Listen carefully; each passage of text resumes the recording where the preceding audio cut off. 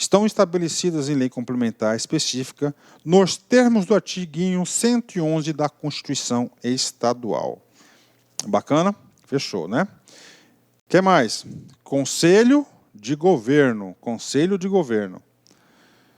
Compete ao Conselho de Governo, nos termos do artigo 73 da Constituição Estadual, das disposições de sua lei regulamentadora, pronunciar-se sobre questões relevantes suscitadas pelo governador do Estado, incluindo a estabilidade das instituições e problemas emergentes de grave complexidade e implicações sociais. Sem muitos comentários, artigo 20. Tá. Agora é o seguinte.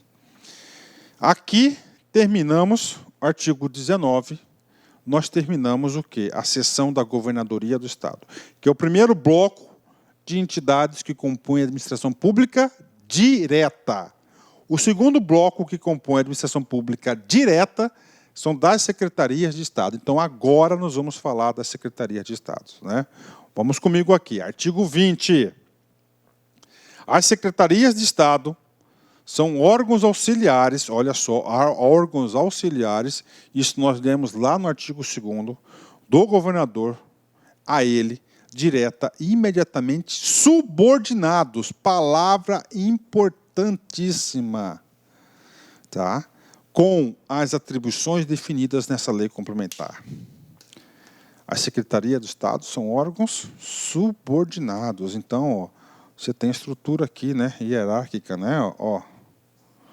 Certo? Aí tem várias secretarias. No caso 15, esse carinha aqui, ele é o quê? Ó, subordinado do GOV, né? Chamado GAB-GOV. Tá? Tem várias expressões, né? Ah, o GAB-GOV ligou, né? Pô, o GAB-GOV ligou, significa que o cara ligou. Lá do gabinete do governador, chefe do Poder Executivo máximo, né? Tá querendo falar contigo. Opa.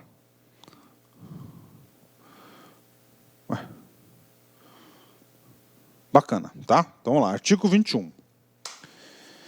Artigo 21, o trabalho dele é oficializar quais são as secretarias de Estado. Já falei para vocês lá atrás, para a gente fixar, são 15. Né? São 15. Primeira, agricultura familiar e assuntos fundiários.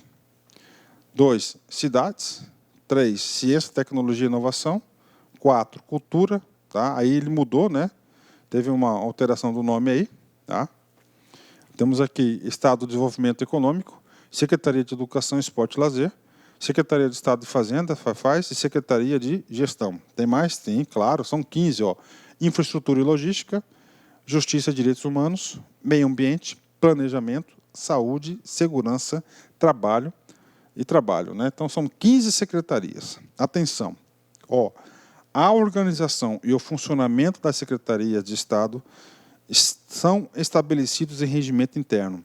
Aquele negócio que eu mostrei para vocês era a formulação de um regimento interno. No regimento interno, a gente tem uma estrutura de formalização da estrutura organizacional e depois o regimento interno que vai definir competências e atribuições dos órgãos, entidades, dos agentes públicos, ok? Bacana. E eu tive a oportunidade de fazer do meio ambiente e eu fiz também da Secretaria de Saúde. Né? Tive esse prazer, a honra de fazer esse trabalho. Vamos lá? E agora, professor? Então, o artigo 20 instituiu o quê? As 15 secretarias. E agora, prof? Agora, nós vamos fazer o seguinte. Cada secretaria vai ter suas competências. Vai ter as suas competências, né? Dever de casa, mesma coisa. Agora, vocês têm que pegar, dar uma lida na lei, ver quais são as competências da Secretaria de Cidade, Ciência, Inovação, Cultura, todas elas. Tá? Todas elas. Como eu disse, né? Eu acho assim, pouco provável, por exemplo, que ele pegue o artigo 25, Secretaria de Estado de Cultura, lá na competência, quinta competência, ele cobra essa competência 15, né? Você tem que vincular que aquela 15 ali deve mexer com cultura. É o quê? Competência do artigo 25. Você tem que fazer essa vinculação. Então, vai lá, uma lida para vocês, né? Educação e assim por diante. Okay? Compete, são as competências, né? Secretaria de Fazenda tem também, só que hoje, né, nós temos o inciso, a competência, inciso número 14, tá? 14, que é aplicar os critérios de proporcionalidade e de paridade entre as 3 categorias específicas da Cefaz nas nomeações dos órgãos comissionados e funções de confiança nas áreas da Receita Pública, do Tesouro Estadual e os órgãos de atendimento ao contribuinte de acordo com os seguintes critérios. Este sujeito aqui, tá certo? Ele foi promulgado, mas ele está suspenso, tá? Tem uma suspensa eficácia. A sua eficácia está suspensa, ou seja, não está valendo. Com efeitos ex-tunc, né? Professor, o que é esse ex-tunc? Ex-tunc é a mesma coisa daquele tal de ex-nunc. A gente vai explicar esse cara aí, tá? Por que está suspenso? Né? Devido, né, à proposição de uma ADI. O que é a ADI? Ação direta de inconstitucionalidade. Que essa ação ainda não foi julgada o seu mérito da ADI. Então, está suspenso a aplicação desse cara aí. Tá? Então, esse aqui, o 14 aqui está suspenso. Professor, o que é esse tal de ex-tunc, né? Isso aqui é importante, né? Então, nós temos 2 efeitos de acordo com a decisão, né? Nós temos efeitos ex-tunc e ex-nunc, né? O que é o tal do ex-tunc, ó? Os efeitos são retroativos, então eles voltam, né? Tomou a decisão, cancela tudo lá na volta, lá na origem, né? São retroativos à época da origem dos fatos a ele relacionados. E o ex-nunc? Os efeitos não retroagem. Tomou a decisão hoje. É de hoje, daqui para frente, não retroage. Então, ex-tunc, volta. Ex-nunc, para frente, né? Valendo somente para a data da decisão. Professor, isso aqui não está no estatuto, isso aqui é um reforcinho pedagógico. Por quê, professor? Porque vocês não vão esquecer nunca mais o tal do ex-tunc, ex-nunc. Eu vivia confundindo os dois, cara. Eu sabia que era o trabalho, eu confundia ex-tunc, ex-nunc. Então, tem uma dica para vocês aqui, né? Olha só. Ex-tunc. Você sabe que o tunc é feito retroage, né? Então, bate na testa. Comigo? Bateu na testa. Bateu na testa, a cabeça vai para trás. Se a cabeça vai para trás, ele vai retroagir, ó. Com isso, a cabeça vai para trás, então retroage. E o ex-nunc, ó, ex-nunc, ó, T de testa, N de nuca, nuca, né? Bateu na nuca, cabeça vai para frente. Então, daqui para frente, né? Então, aqui, ó, criancinha aqui, né? Na testa vai para trás, né? E o nunc, ó, daqui para trás, não retroage, tá? Só para divertir um pouquinho na aula. Bacana? Fechou? Continuando. Na Cefaz, nós temos alguns parágrafos, né? Então, qual foi a estratégia do professor? Veja que a gente fica lendo todas as competências dos órgãos, a gente ia demorar horas e horas e a probabilidade disso cair é muito pequena. Então, eu pedi para vocês lá dar uma visão geral. E nós estamos pegando apenas aqueles parágrafos, alguns órgãos, os órgãos que têm parágrafos vinculados às suas competências, porque esses parágrafos aí são potenciais questões de prova. Então, parágrafo único do artigo 28 da competência da Cefaz. O que esse cara fala? Preste atenção. Na Secretaria de Estado de Fazenda, com exceção do cargo de secretário de Estado de Fazenda, olha só, falou exceção, cara. Olha que pergunta top, né? Exceção. Falou exceção, cara. Como grosseiro, não só nessa matéria, em qualquer matéria tem que ficar com 220 ligado.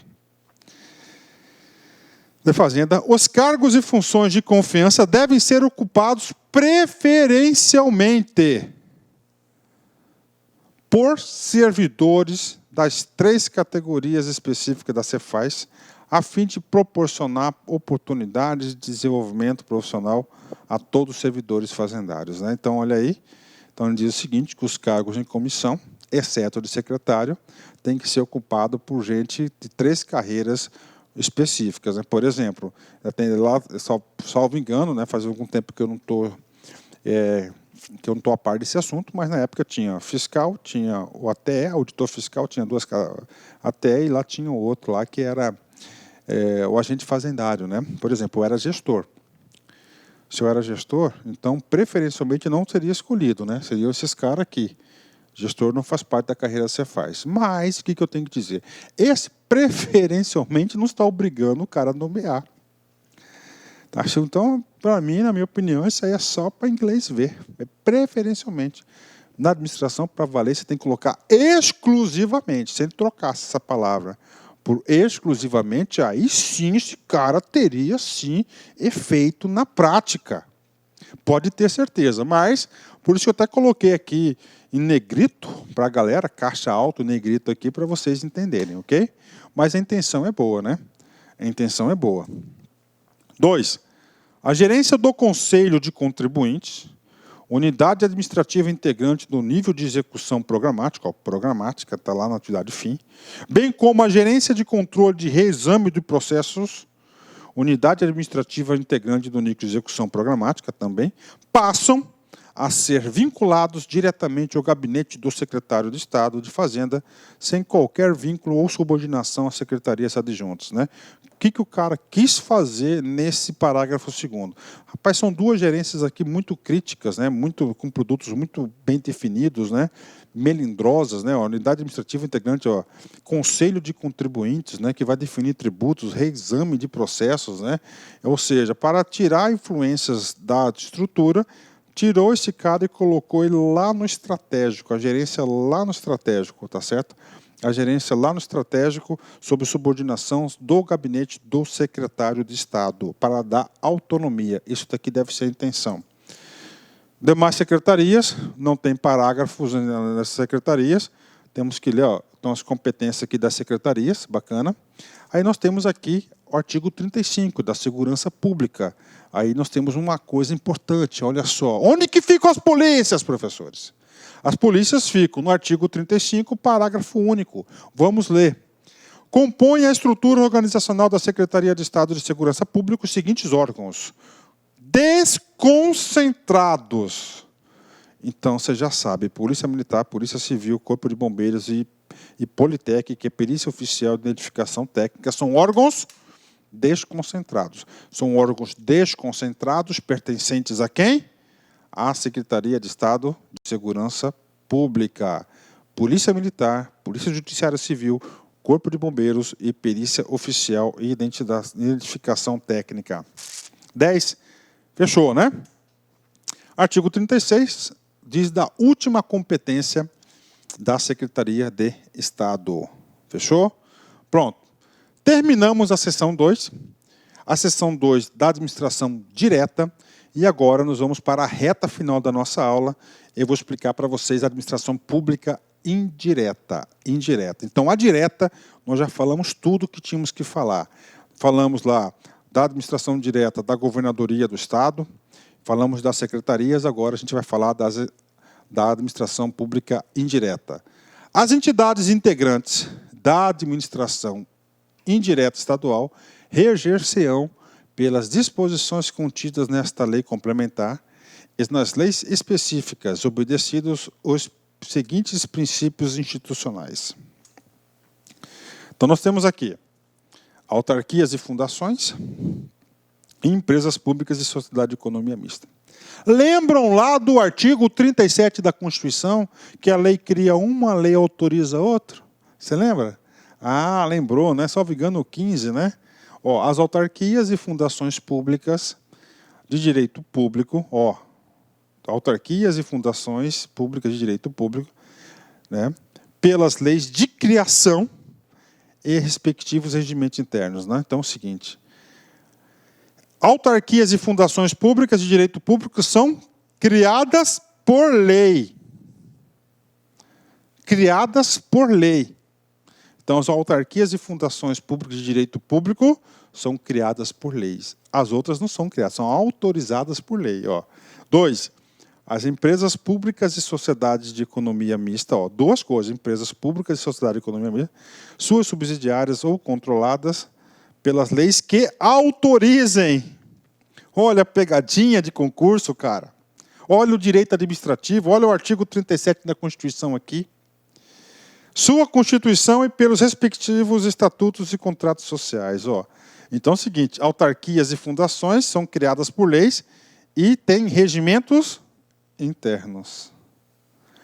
Empresas públicas e sociedades de economia mista são o quê? São autorizadas a criação por lei e eles vão ter o quê? Ó, estatutos ou contratos sociais. Diferente, hein? Cara, isso aqui é uma boa questão, né? Olha aí, cara, se eu fosse examinador, estou aí para fazer esse concurso, tem essa lei, tem direito administrativo, cara, eu vou juntar os dois, eu vou fazer uma questão para os dois. Aí, uma questão, eu mato dois assuntos, eu mato o assunto lá da administração pública indireta do direito administrativo e também da lei complementar 566, que define o aparelho do Estado de Mato Grosso. Aí duas questões, né? Vincula, tá aí. Olha só a aplicação do direito administrativo. Puxa vida, professor, bacana demais. Poxa, eu pensei, professor, que essa aula seria chata. Chata, aquela leitura. Tem que ter leitura, não tem jeito, mas a gente tenta enriquecer o máximo possível as nossas aulas, né? Artigo 38.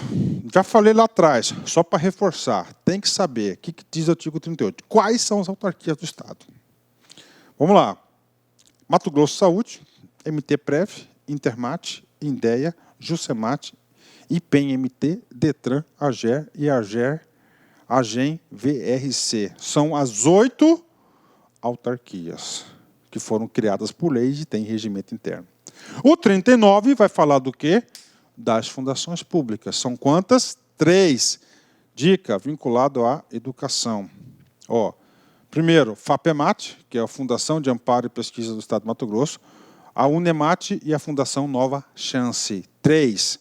O artigo 40 vai tratar sobre as sociedades de economia mista. São quantas? 6 sociedades. MT Participações e Projetos, Companhia Mato Grossense de Mineração Metamat, Companhia Mato Grossense MT Gás, Agência de Fomento do Estado de Mato Grosso, que é MT Fomento, Companhia de Saneamento do Estado de Mato Grosso, Sanemat, em liquidação. Aí eu vou fazer um parênteses pessoal para vocês. O primeiro emprego meu de carteira assinado, eu fui peão lá da Sanemat na década de 90. Verdade, professor? Verdade. Está lá, né? Sanemat está aqui dentro, hein? Boas recordações, né? 6. Central de Abastecimento do Estado de Mato Grosso, SEASA, são o quê? São as 6 sociedades de economia mista. O que o cara vai falar? O cara vai falar que esse cara aqui é empresa pública, autarquia, está errado. É o quê?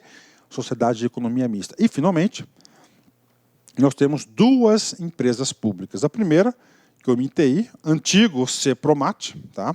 Antigo CEPROMAT. Particularmente, eu acho que não deveria trocar o nome. Gostava desse nome, já tinha aí muitos anos, né, de fomentação desse nome. E 2, Empresa Mato Grossense de Pesquisa e Assistência, que é a extensão, que é o EMPAER. Então, são as 2 entidades da administração pública indireta. Bacana? Vamos ler aqui. Outra coisa importante, tá? O que eu disse para vocês? Os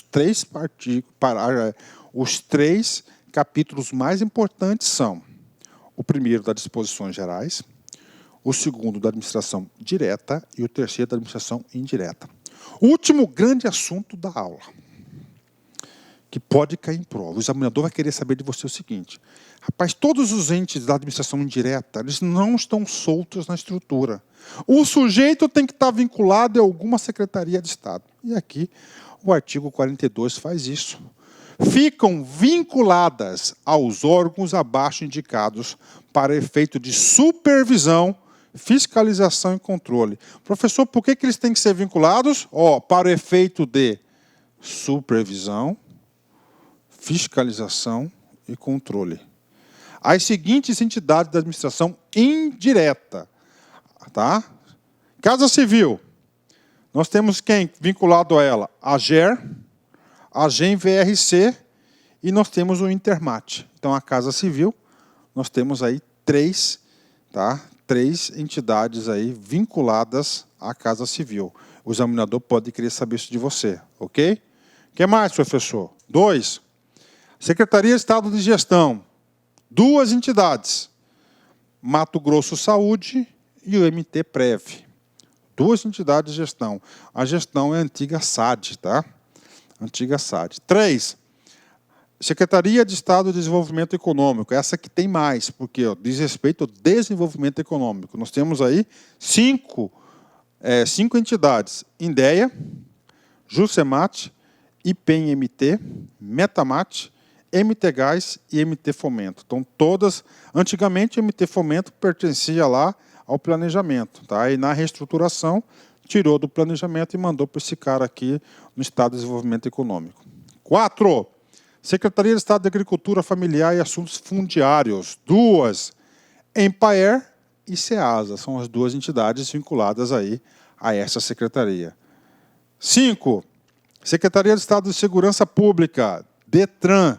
Então, o DETRAN está vinculado aqui à Secretaria de Segurança Pública. 6. Secretaria de Estado de Ciência e Tecnologia, duas entidades, FAPEMAT e o NEMAT. Direitos Humanos e Justiça, Fundação Nova Chance. Secretaria de Estado de Cidades, nós temos a SANEMAT, que está em extinção. E, finalmente, na Secretaria de Planejamento, nós temos aí duas entidades. O MTI, que é o antigo CEPROMAT, que está vinculado ao planejamento, e a participação, MT Participações e Projetos, MT-PAR, que estão vinculadas aí a esse cara aí, que é a Secretaria de Planejamento. Então, tem que saber essa entidade. Isso é tudo potencial questão de prova. Tá? E aí, professor? Reta final da aula. Tá? O grosso já foi tudo. Tá? O grosso já foi tudo. Então, aqui que eu vou falando para vocês. Disposições preliminares, muito importante. 2, administração direta e administração indireta. Agora, nós vamos falar de cargos. Que cargos, né? Então, capítulo 4.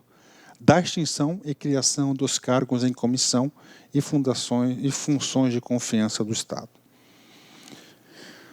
Para fazer essa máquina mandar, nós temos que ter liderança.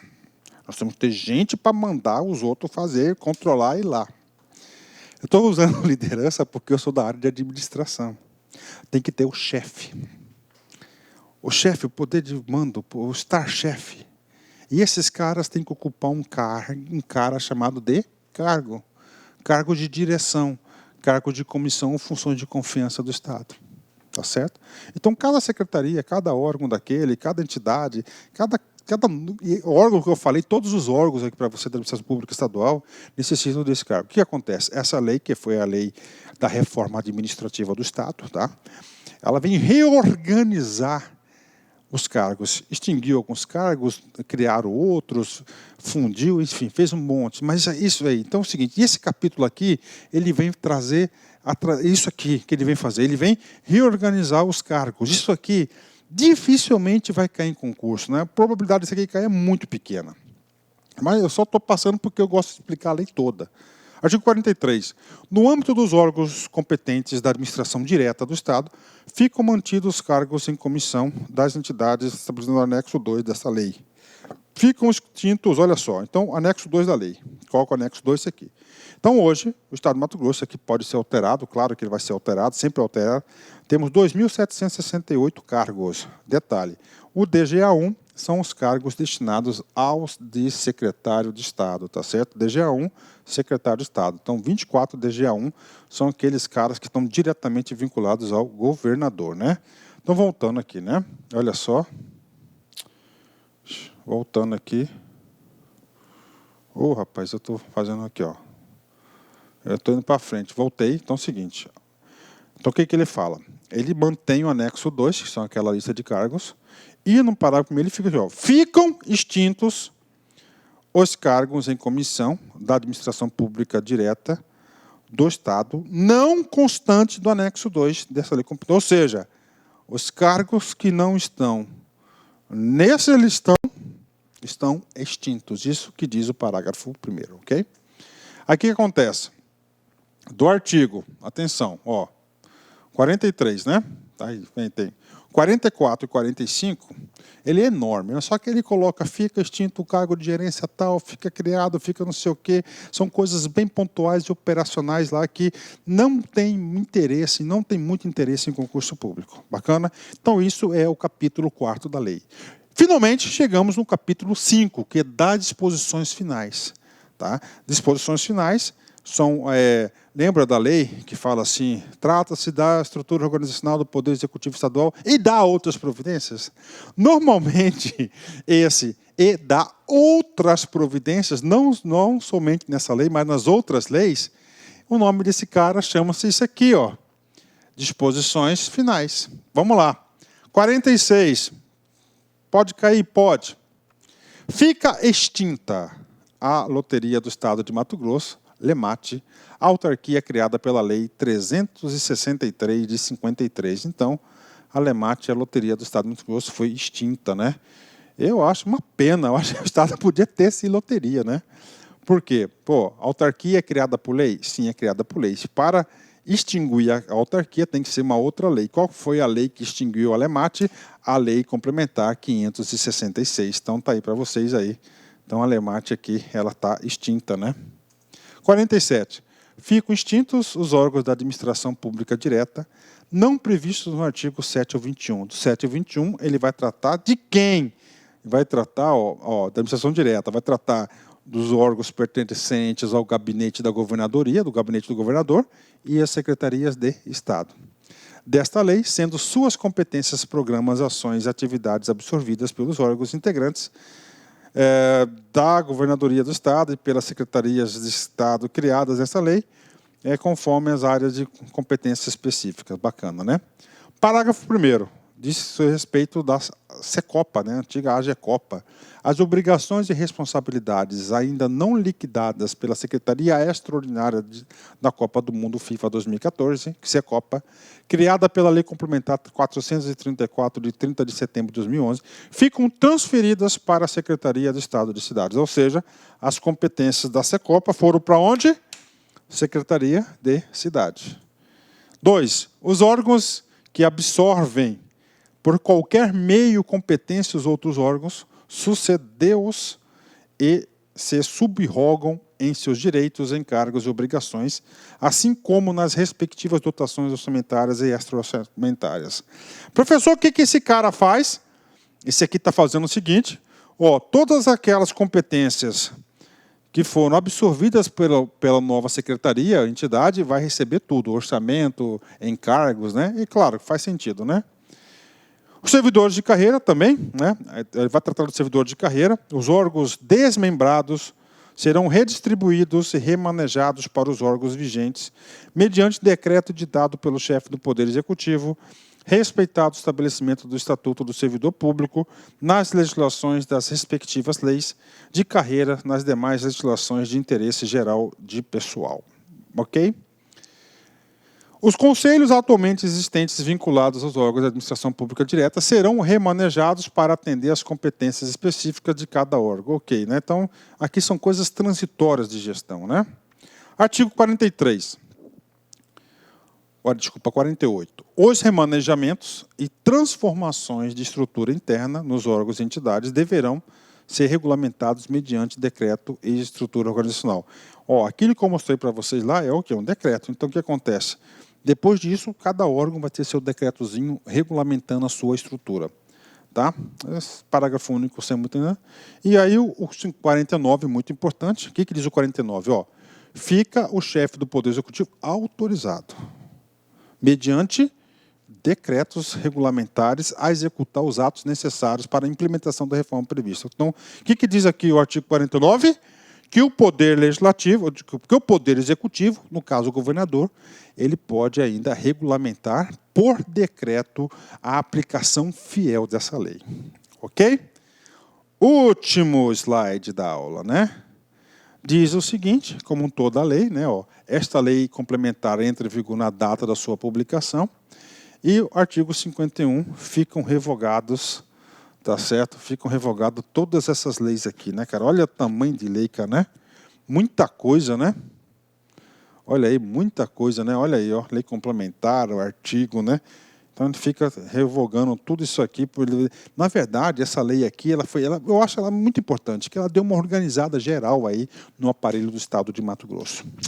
Bacana, galera? E aí, gostaram dessa aula? Então, avalie essa aula. O professor preparou essa aula com muito prazer, muita satisfação. Tentei transcorrer essa aula, assunto a maneira mais fácil, mais tranquila, mais saudável possível. E para encerrar essa grande aula, Clarice Lispector, né? Até cortar os próprios defeitos pode ser perigoso. Olha só, né? Ninguém é perfeito, né? Eu quero cortar seus próprios defeitos. A gente pensa, poxa, o defeito é uma coisa ruim, né? Nunca se sabe qual é o defeito que sustenta nosso edifício inteiro, né? Às vezes nós temos um defeito que sustenta toda a nossa casa, né? Então tem que tomar cuidado. Se cortando esse defeito, a casa desmorona, né? Puxa, olha, só pessoas iluminadas conseguem escrever essas coisas. Forte abraço, fique com Deus, até a próxima, se Deus quiser. Tchau, tchau. Clique lá